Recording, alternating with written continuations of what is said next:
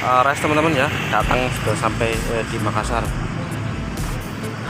Untuk bodinya ini hampir-hampir mirip Grand Cherokee teman-teman ya.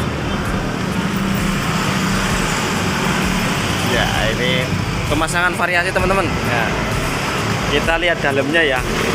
Nah, dalamnya mungkin wah, sudah cukup mewah ini teman-teman ya. Eksteriornya sudah jos.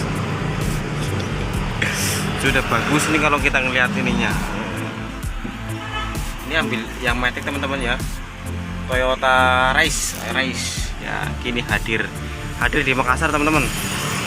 Ini review sekilas saja ya. Wah, bagus Pak, 2 baris.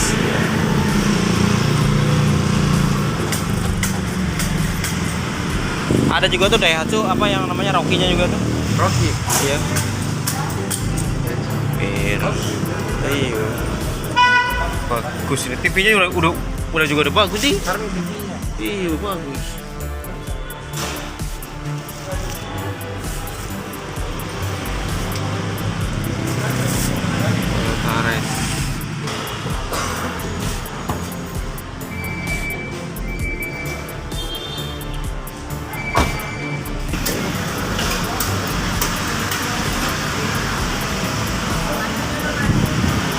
Saya rekam Yuk, kau. ambil depannya nah terus. Ambil depannya.